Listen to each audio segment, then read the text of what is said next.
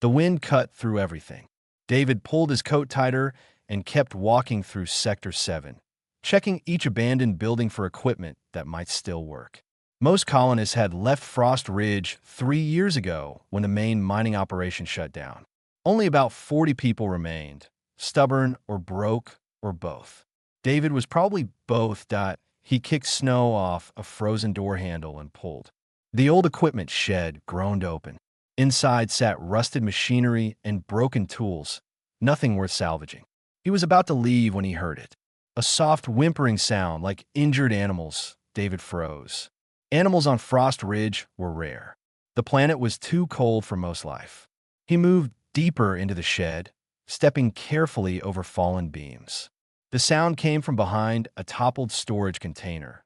He pushed the container aside and stopped breathing.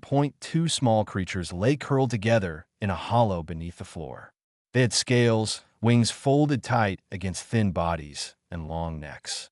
Dragons. Actual dragons. David had seen pictures of the Draken species, but never met one in person. These were babies, their scales dull silver and gray instead of the bright colors adult Draken usually had. Both were shaking. One made that whimpering sound again.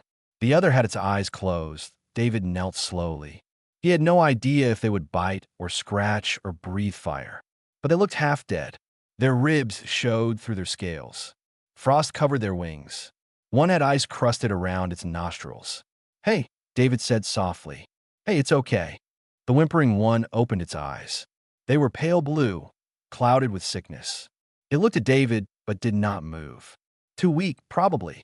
The other one did not react at all. David made a decision that would change everything. He stripped off his thermal coat and wrapped both creatures in it. They were cold as metal. He could feel every bone in their bodies as he lifted them. Together they weighed maybe 20 pounds.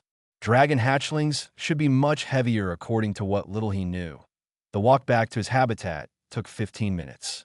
The twins barely moved in his arms. David kept talking to them. Nonsense words, just so they would know someone was there. His teeth chattered without the coat. The temperature was 30 below zero. He started running. Inside his small habitat, David cranked the heater to maximum. He laid both hatchlings on his bed and piled every blanket he owned over them. Then he stood there, breathing hard, wondering what the hell he had just done.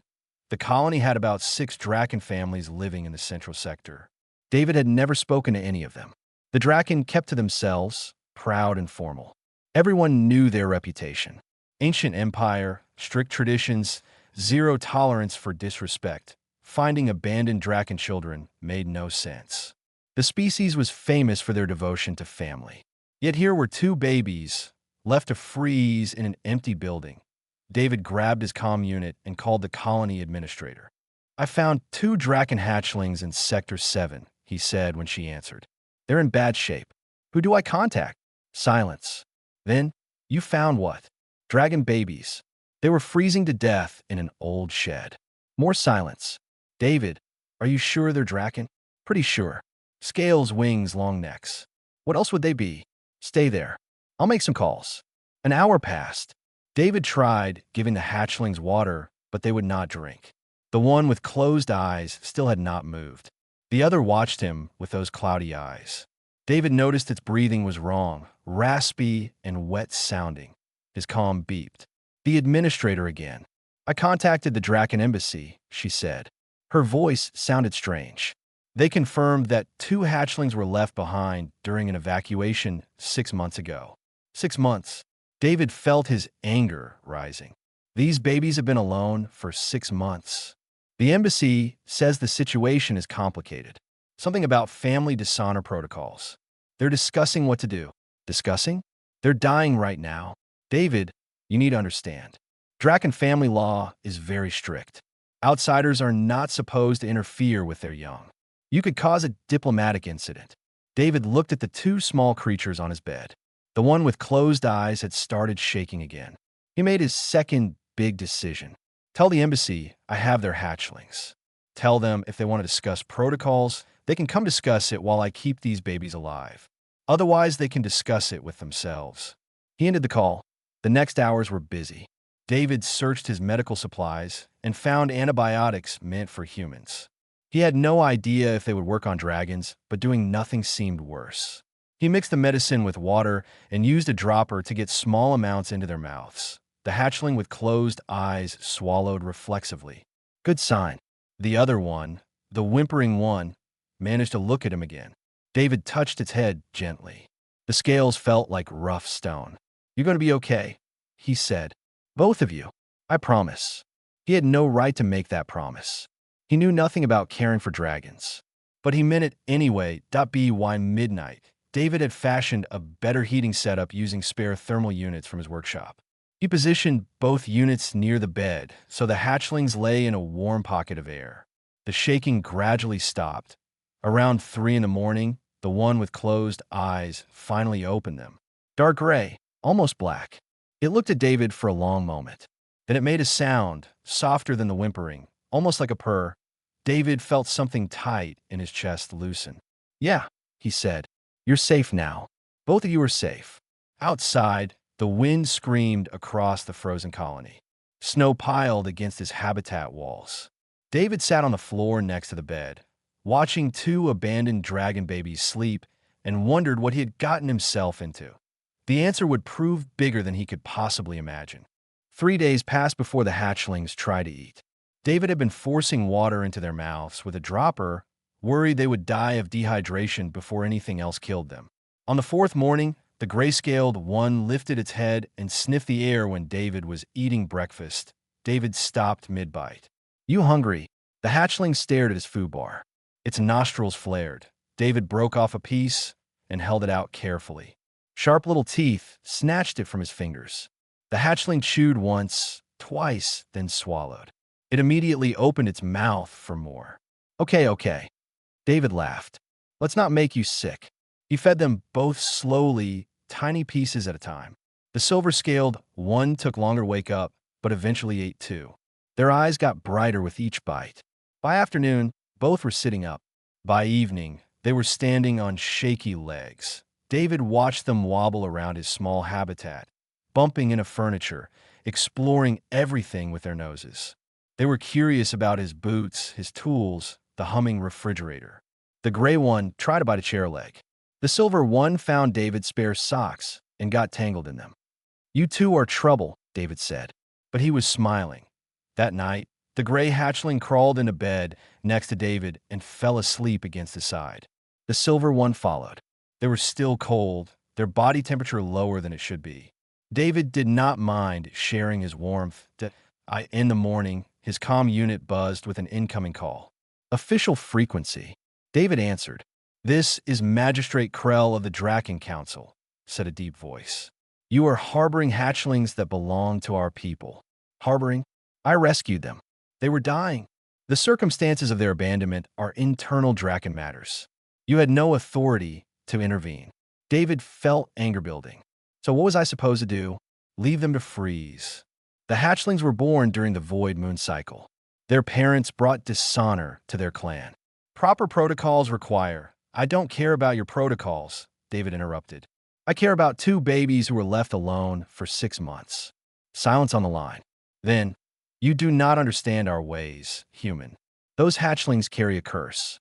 They cannot be raised among our people." "Then I'll raise them." "That is not acceptable. They must be returned." "Returned where?" "To another empty building." "That is not your concern. We will send a delegation to retrieve them within the week. You will surrender them at that time." The call ended. David sat staring at his comm unit. The 2 hatchlings were wrestling on the floor, making chirping sounds. They had started making noise the previous day, little chirps and trills. It was the sound of baby dragons playing that he accessed the colony database and searched for information on Draken family law. What he found made him sick. The void moon cycle was considered cursed by traditional Draken society. Any hatchlings born during that time were seen as bad omens. Families who kept such hatchlings faced social exile. Most parents chose exile over abandoning their children. But some chose differently. David found legal precedents. If the hatchlings were officially considered abandoned property rather than family members, colonial salvage law might apply. It was a thin argument, but it was something that he called a lawyer on one of the inner colonies a woman named Ruth Park who specialized in interspecies cases. She listened to his story without interrupting. "This is messy," she said finally. "The Draken will argue you kidnapped their young. We'll argue they were abandoned and you rescued them under good Samaritan protocols. Can we win? Maybe. But even if we win legally, you understand what you're taking on? Those hatchlings will grow. Dragons live 200 years. They need special diets, specific environments. And you'll be making enemies of the entire Draken Council." David looked at the two babies. The gray one was trying to climb onto his desk. The silver one was chewing on his boot again. "I'm already their enemy if they expect me to hand over kids to die." Ruth made a sound that might have been approval. "Okay, I'll file the paperwork. Don't let anyone take those hatchlings until we get a hearing." The week passed quickly. David learned more about the twins every day. The gray one was bold, always exploring, always testing boundaries. The silver one was quieter, more cautious, but fiercely protective of its sibling. When David tried to pick up the gray one for a medical check, the silver one positioned itself between them and hissed. "Easy," David said. "I'm not going to hurt anyone." The silver one hissed again, but let him pass. David started calling them by simple names, not the complex Draken titles they would never receive. The gray one became Smoke for his dark scales. The silver one became Ash for her lighter coloring. Both responded to the names within 2 days. On the 8th day, a shuttle landed at the colony. 3 Draken elders emerged, wearing ceremonial armor that gleamed even in Frost Ridge's weak sunlight. They were massive, 8 feet tall, with scales in deep reds and blacks. Their eyes were gold. David met them at the colony administration building with Ruth appearing via hologram. The lead elder, Magistrate Krell, looked at David with obvious disdain. "You will produce the hatchlings immediately," Krell said. "Not until we establish their legal status," Ruth replied. "Their status is clear. They are Draken young, born to Draken parents. This human has no claim. Their parents abandoned them 6 months ago. That changes things." Krell's eyes narrowed. "We do not recognize human law over our family matters. You'll recognize it in a colonial court," Ruth said, "which is where this is heading." The meeting went nowhere. The elders demanded. Ruth argued. David stayed quiet, watching these massive creatures who wanted to take Smoke and Ash back to nothing. Finally, Krell turned to David directly. "You understand that continuing this path means war between you and our people? Your life will become very difficult, human." David met those gold eyes. "Then it gets difficult. I'm not giving them up." Krell's face twisted with rage. The other 2 elders had to physically restrain him. They left making threats, promising legal action, promising consequences. David went home to his habitat. Smoke and Ash rushed to him, chirping excitedly. They had learned to recognize his footsteps. Ash breathed out a tiny puff of smoke, her first attempt at fire. Smoke tried too, but only managed a small spark. David knelt and let both of them climb onto him, their small claws digging into his shirt. "It's us against everyone," he told them. "But we're going to be okay." He hoped he was right. Winter deepened. The temperature dropped to 40 below. David rigged extra heaters in his habitat because Smoke and Ash were still too small to generate proper body heat. They grew fast, though. Within a month, they doubled in size. Within 2 months, they reached David's waist. They followed him everywhere. When David went to work checking equipment, both dragons trotted behind him through the snow. When he ate, they pressed against his legs, begging for scraps. When he slept, they curled around him like living blankets. The legal battle dragged on. Ruth filed motions. The Draken Council filed countermotions. Everything moved slowly through the colonial court system. Meanwhile, the council spread word through their diplomatic channels. David Cole was a criminal who stole Draken children. He was dangerous. He should be arrested. Most colonists ignored the propaganda. They saw David every day, walking through the settlement with 2 baby dragons trailing behind. They saw Smoke trying to catch snowflakes on his tongue. They saw Ash carefully picking up David's drop tools with her claws. Hard to see criminals in that picture, but some colonists worried. A man named Phillips filed a formal complaint with the administrator. Dragons were predators, he argued. They could hurt someone. Children might get scared. The administrator, a tired woman named Sandra Wong, called David to her office. Phillips wants the dragons removed, she said. He's getting other people nervous. Smoke and Ash have never hurt anyone. I know. I'm not siding with Phillips. I'm warning you that this might get harder. David ran a hand through his hair. How much harder can it get? 2 days later, the worst storm in Frost Ridge history hit the colony. Wind speeds reached 90 miles per hour. Snow fell so thick people could not see 5 feet ahead. Power failed in sectors 2 and 4. The emergency sirens wailed. David was in his habitat with Smoke and Ash when Sandra's voice came over the emergency channel. All available personnel report to Sector 2. We have families trapped without heat. I repeat, all available personnel to Sector 2 immediately. David grabbed his coat. Smoke and Ash stood up alert. You two stay here, David said. Both dragons moved toward the door. No, it's too dangerous. Ash made a low rumbling sound. Smoke positioned himself next to his sister. Neither moved back. David looked at them. They were 4 months old now, roughly the size of large dogs. Their scales had brightened with good nutrition. Their eyes were sharp and intelligent. If you come, you do exactly what I say. Understood. Both dragons bobbed their heads. They went out into the storm together. Sector 2 was chaos. 3 family habitats had lost power completely. The backup generators were frozen. Children were crying. Adults were trying to keep everyone calm, but the temperature inside the habitats was already dropping. David found Sandra trying to manually restart a generator. Her hands were shaking from cold. The fuel line is frozen solid, she shouted over the wind. We need heat to thaw it, but we need the generator to produce heat. David looked at Smoke and Ash. They looked back at him. How hot do you need it? He asked Sandra. What? David knelt next to the twins. Can you breathe fire on this? He pointed at the frozen fuel line. Smoke stepped forward immediately. He took a deep breath and exhaled. Flame erupted from his mouth, bright orange and focused. The ice on the fuel line began to melt. Sandra stared. Holy! Ash joined her brother. 2 streams of fire hit the fuel line. Within minutes, the ice was gone.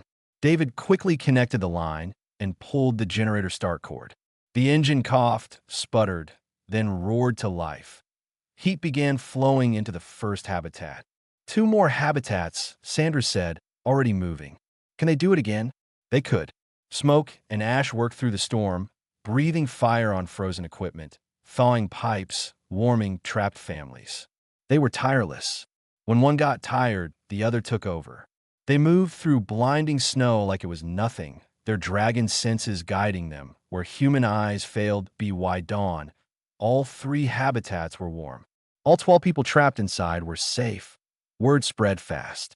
The dragons everyone was worried about had saved lives. Phillips, who filed the complaint, personally thanked David. His daughter had been in one of those habitats. I was wrong, Phillips said. I'm sorry. David nodded. Fear makes people stupid sometimes. We all do it. The colony's view of Smoke and Ash changed overnight. People who had been nervous started waving when they saw the twins. Children asked if they could pet the dragons. Merchants started saving meat scraps for them. But the biggest change came 3 days after the storm. David received a coded message on a private channel. No sender information, just text. What you did during the storm was witnessed. Not all Draken agree with the council. Many of us believe the old ways are wrong. Your compassion honors both species. The hatchlings chose well. Stay strong. You are not alone. David read it 3 times. Somewhere in Draken space, someone was watching. Someone approved. He called Ruth and told her about the message. That's huge, she said. It means there's internal dissent. The council's position isn't universal.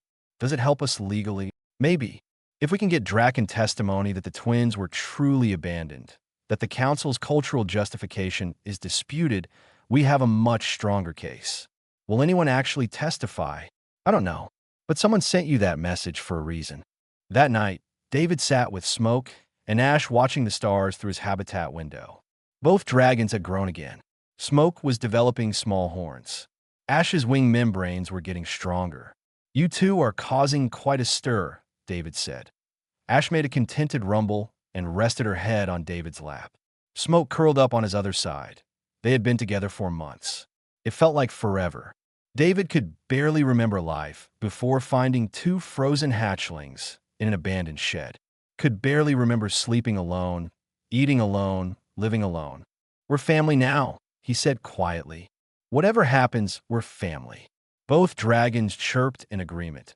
Outside, the stars burned cold and distant. But inside the small habitat, three beings from two different worlds kept each other warm against the universe's indifference. Spring arrived slowly on Frost Ridge. The temperatures climbed to 20 below zero, which felt tropical after the winter. David started taking Smoke and Ash on longer walks beyond the colony perimeter. They needed exercise. At 6 months old, they were nearly as tall as David, with powerful legs and growing wings. Smoke could fly short distances now, hopping from building to building. Ash was more cautious, testing her wings with small jumps. David worried about them flying too far and getting lost, but they always stayed close. Always came when he called that. He taught them other things too. How to read basic human writing. How to use tools despite their claws. Simple mathematics using stones and scratches in the dirt. They learned faster than any child David had ever known. In return, the twins taught David about dragon senses. How they could smell water under frozen ground. How they could hear machinery failing before it broke.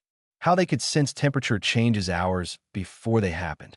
"You're better than any diagnostic equipment the colony has," David told them one afternoon. Smoke puffed out his chest proudly. Ash just rolled her eyes, a gesture she had learned from watching David. The court hearing was scheduled for late spring. Ruth was confident but cautious. The Draken Council had hired expensive lawyers.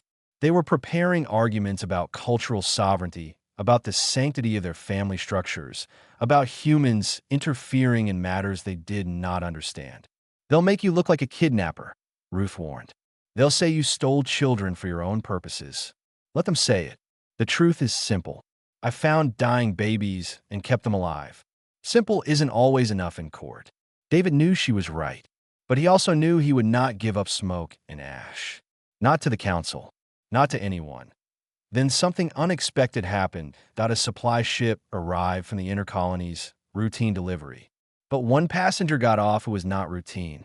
A young Draken female, barely into adulthood, with bright green scales and nervous eyes.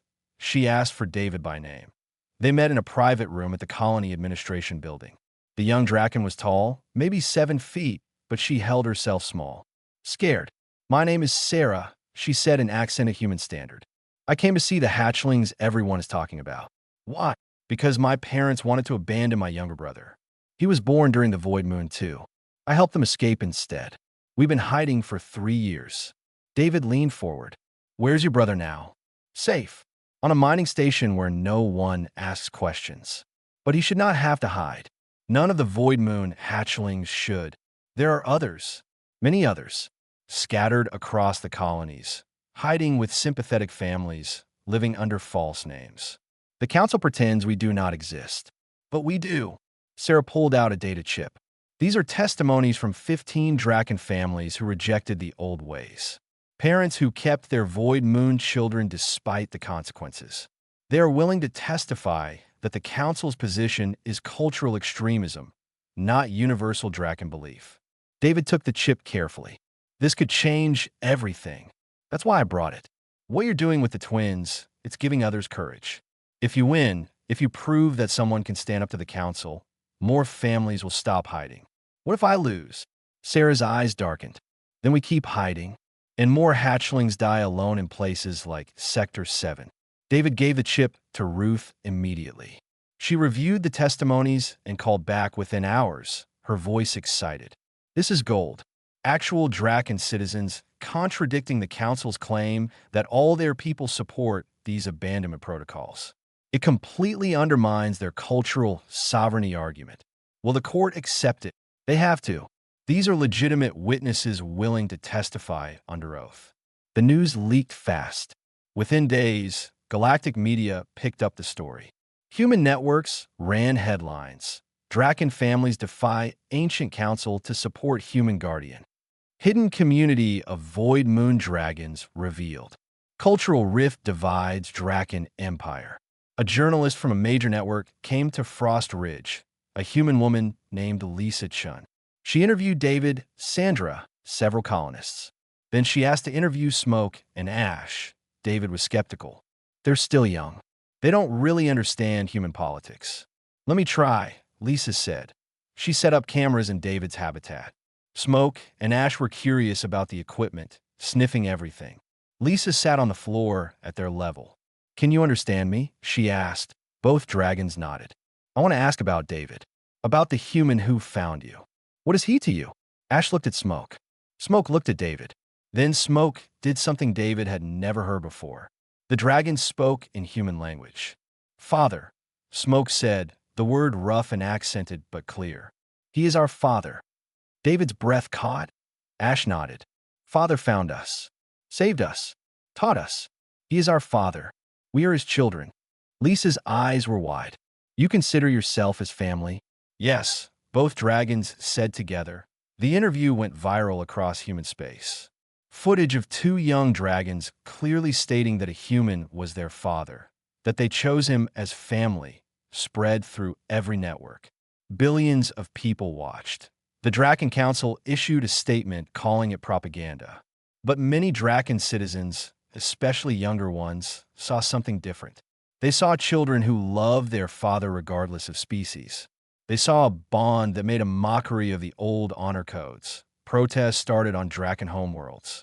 Young Draken demanded reform. Elder Draken argued for tradition. The Empire split into factions almost overnight. Back on Frost Ridge, David sat with Smoke and Ash, trying to process what was happening. You call me father, he said quietly. You are, Smoke replied, his human language getting better each time he used it. Not Draken father. Not human father. Just father. Ash pressed against David's side. Does it upset you? No. David wrapped his arms around both of them. It's the greatest honor anyone has ever given me. That night, David received another coded message. The hearing is now being watched by every government in the galaxy. Win or lose, you have already changed everything. The Council can never go back to the old ways. Thank you for your courage. David looked at his two children, one gray, one silver, both curled up and sleeping peacefully. Courage, the message said. But David did not feel courageous. He just felt like a father protecting his kids. Maybe that was the same thing. The tribunal convened on the orbital station above Frost Ridge. Neutral ground, they called it. A place where neither human nor Draken law dominated. Representatives from a dozen species came to observe. This case had become bigger than one human and two dragons. It had become a test of cultural sovereignty versus individual rights. David wore his only good shirt. Smoke and Ash wore nothing but their scales, now gleaming with health.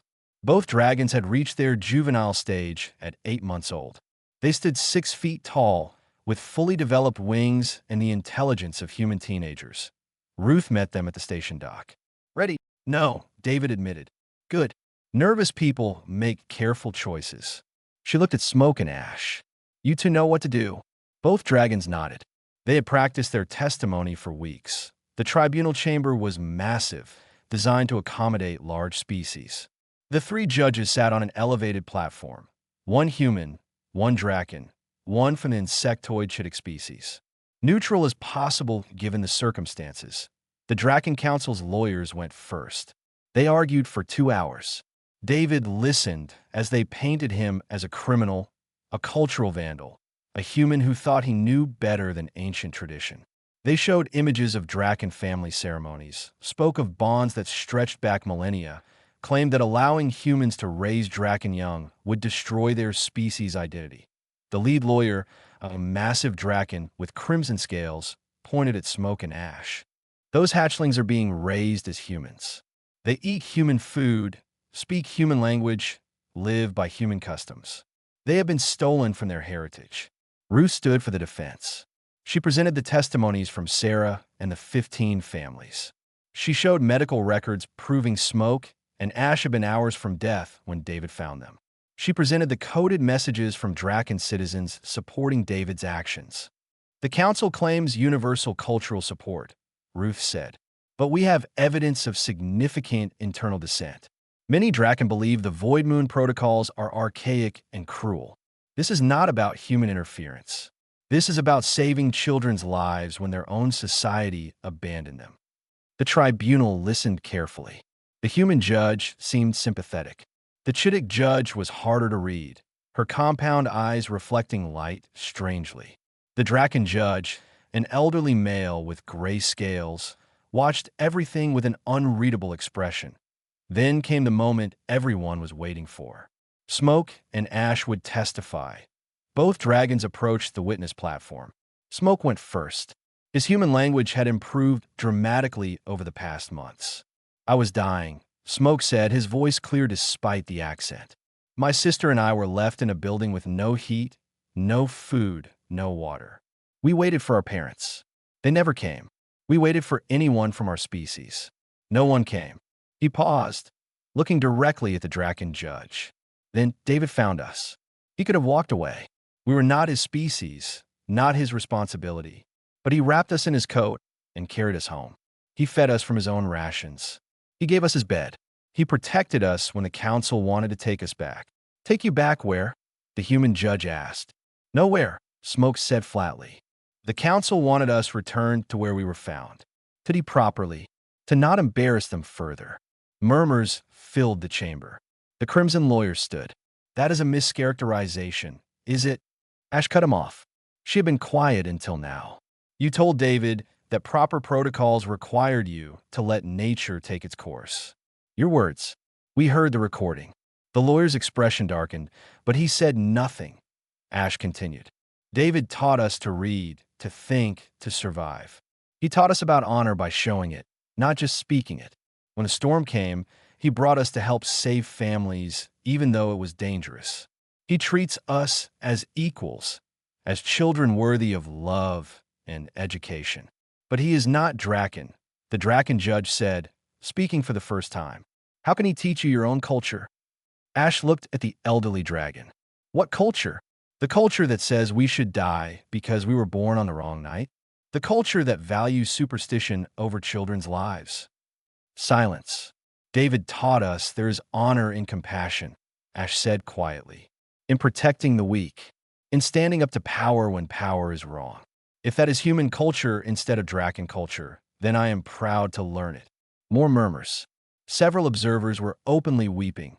Smoke stepped forward. We know we are dragons. We know our biology, our capabilities. But David is our father. That is our choice. That is our truth. The testimony ended. The tribunal recessed for deliberation. David sat with Smoke and Ash in a waiting room, not speaking. There was nothing left to say. Everything was out of their hands now. Ruth paced. I think it went well. The judges seemed moved. Seemed, David said. It's all we can ask for. 2 hours later, they were called back. The chamber was packed. Every seat filled.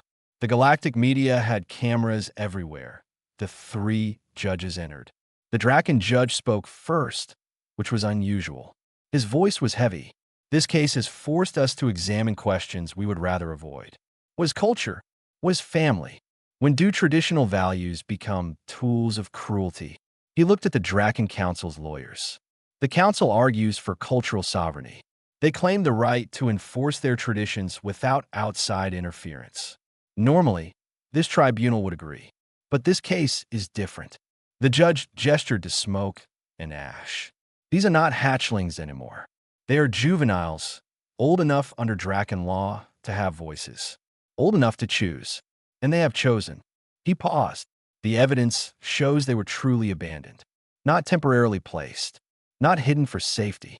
Abandoned to die. No cultural tradition justifies child murder. That is not sovereignty. That is barbarism. The Crimson lawyer tried to stand. The Chittick judge waved him down. We have reached a decision, the human judge said. By unanimous vote, we rule that David Cole acted within moral and legal rights when he rescued these hatchlings. They were abandoned property under colonial law. He claimed them through salvage protocols. His claim is valid. Relief washed through David. Furthermore, the Draken judge continued. We recognize the bond between guardian and wards. David Cole is granted full parental rights until Smoke and Ash reach adulthood. The Draken Council is ordered to cease all interference. Cheers erupted in the chamber. Smoke and Ash rushed to David, their tails whipping with excitement.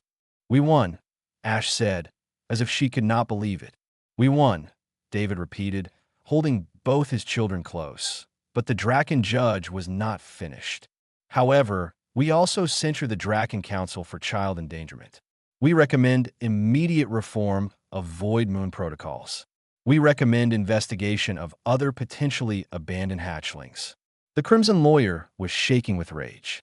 But the ruling was final. That night, in their quarters on the station, David and his children watched news reports. The verdict was everywhere. Protests on Draken worlds had turned into celebrations. Reform movements were gaining power. "You too changed a civilization," David said. "We survived," Smoke corrected. "You changed a civilization by refusing to let us die." Fair point. 1 year after the tribunal ruling, Frost Ridge was unrecognizable. What had been a dying colony was now a thriving hub. People came from across the galaxy to see the place where everything changed, where a human refused to let dragon children die, where a family formed that broke every cultural boundary. David still lived in his small habitat, though Sandra had offered him bigger quarters many times. He liked the small space. It felt safe. Besides, Smoke and Ash had built their own dwelling next door, a modified warehouse with high ceilings for their wings. They were almost full-grown now, magnificent creatures with scales that caught the light. Smoke's gray had deepened to charcoal black. Ash's silver had brightened to near white.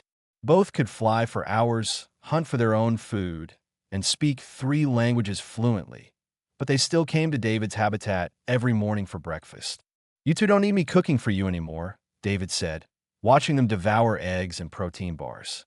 "Dragons could eat almost anything." "Need and want are different," Ash said. She had become a philosopher of the two. Smoke just grunted and kept eating. The changes went beyond Frost Ridge. The Draken Council had dissolved after the trial. A new government formed, led by younger Draken who rejected the old honor codes. They established shelters for Void Moon hatchlings. They prosecuted parents who abandoned their children. They began the slow work of cultural transformation. Sarah had become a spokesperson for the reform movement. She visited Frost Ridge regularly, bringing news from Draken worlds. 53 hatchlings have been recovered from hiding, she told David during her latest visit, all being reunited with families who want them. Another 20 were found abandoned in remote locations. "They're being cared for now." "That's good," David said. "Good? It's a revolution. You started a revolution by being stubborn and kind." David shrugged. He had never been comfortable with the hero worship that followed the trial. He was just a guy who found some kids and took care of them. But the galaxy saw something bigger. They saw proof that compassion could cross any boundary. That family was choice, not just blood. That one person's actions could challenge empires. Schools taught the story. Diplomats cited it in negotiations. Parents of all species told their children about the human and his dragon kids. David found it all slightly embarrassing. "You could travel," Ruth said during one of her visits. She had become a good friend over the past year. "Give speeches. Write a book. You're famous now." "I have work to do here," David said. "Equipment doesn't fix itself." Ruth laughed. Still the same stubborn maintenance worker. Worked out okay so far. One afternoon, while David was replacing solar panels on the colony's outer wall, he noticed a small figure approaching across the snow. Another Draken, but tiny. A hatchling. David climbed down and waited. The hatchling came closer, moving cautiously. Behind it walked a Draken female, keeping distance but watching carefully. The hatchling stopped a few feet away. Its scales were pale yellow, still soft with youth. Its eyes were wide and scared. "Are you David?" the hatchling asked in barely understandable human standard. "I am. Are you the one who saved the Void Moon dragons?" "I found them, yes. And helped them." The hatchling looked back at the female, who nodded encouragement. It turned back to David. "I am Void Moon too. Born in the curse cycle. My mother wants to keep me, but our clan is angry. They say bad things. They want us to leave. David's chest tightened. So you came here? Mother said you might help. She said you protect children no matter what species they are. The female approached now, her movements careful. She was young, maybe barely into adulthood herself. Her scales were deep green, dull from stress. I have nowhere else to go, she said. My mate abandoned us. My family disowned me. I heard the stories about this place. About acceptance. David looked at the hatchling, saw the fear in its eyes. Saw himself a year ago, finding smoke and ash in that frozen shed. What's your name? He asked the hatchling. Frost. Frost. That's a good name. David knelt to the hatchling's level. Are you hungry? Frost nodded. Come on then. Let's get you both some food. He led them to his habitat. Smoke and Ash were inside, working on reading lessons. Both looked up when the door opened. We have guests, David said. Frost and their mother need help. Smoke and Ash immediately made space, brought out extra food, made the kind of welcoming gestures that came naturally to them now. The young mother started crying with relief. Over the next weeks, more arrived. A Draken couple with twin Void Moon hatchlings. A single father whose mate had died, leaving him with 3 children the clan would not accept. An elderly Draken protecting her grandson. They all came to Frost Ridge, all asking for help, all hoping the human who saved dragons would save them too. David worked with Sandra to expand housing. They converted old warehouses into family dwellings, set up schools where Draken and human children learned together, established support networks. Frost Ridge became a sanctuary. Smoke and Ash helped with everything. They taught young hatchlings to fly, translated between species, showed by example that Void Moon dragons could thrive. One evening, David stood on a hill overlooking the expanded colony. Dozens of habitats now, filled with families of mixed species. Children playing in the snow regardless of whether they had scales or skin. Parents sharing meals and stories. Ash joined him on the hill, her white scales luminous in the twilight. Thinking deep thoughts? She asked. Just remembering how quiet it used to be here. Miss the quiet? David smiled. Not even a little bit. Smoke landed beside them, showering them with snow. Mother Sarah is visiting next week. She wants to establish a formal exchange program. Draken students studying human culture. Mother Sarah? David raised an eyebrow. She told us to call her that. Said if you could be father to dragons, she can be mother to the movement. David laughed. Family kept expanding in unexpected ways. They sat together watching the colony lights come on one by one. David thought about how everything had started. 2 frozen hatchlings in a shed. A simple choice to not walk away. Do you ever regret it? Ash asked quietly. Your life was simpler before us. David put his arms around both his children. They were too big for him to fully embrace now, but they leaned into the gesture anyway. Simple isn't always better, he said. You two taught me that. Below them, Frost was learning to fly with help from older hatchlings. The young dragon stumbled, fell, tried again. Children cheered each attempt. We should go help, Smoke said. Yeah, David agreed. We should.